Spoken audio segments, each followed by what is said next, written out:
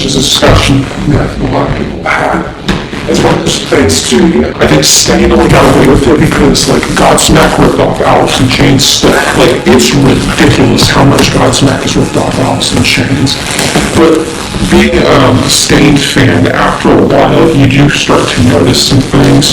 And number one of the things I noticed was that Stain is actually way more original than people give him credit for. And the originality wasn't the result of some freak accident, they accidentally walked into the studio and came out with a perfect first album, which Stain kind of did. If you've never heard Tormented, you should go listen to it. It's actually very intriguing, especially for a band at their level. These are just some blue-collar guys from, I think they were from Boston, if I'm not mistaken. To do something that was so ambitious, from the jump, is just kind of unheard of. But no, what I mean when I say that Alice in Chains and Stain are the same thing, I don't mean that they're interchangeable, you can just swap one out for the other, you could just blow off one, start listening to the other, and it's it'd be the same thing for you. What I mean is, these are examples of bands that started out trying to be one thing, they couldn't quite achieve what they were trying to be, and so they ultimately just ended up being something else.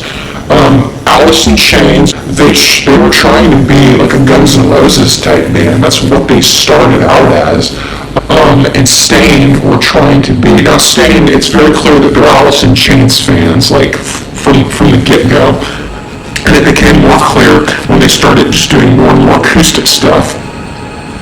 But they were very much of the school of groups like Tool. I would say Tool and insert name of other band, but honestly, I'm just gonna say Tool because when I listen to them, I'm no, this is it. This is Tool and Alice in Chains.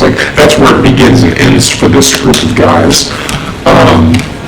That's why I always thought it was just so funny that people were oh, whatever. This is just the I don't know, the marked up major label version of this other thing, and it's just all these bands were on major labels. What the fuck are you talking about?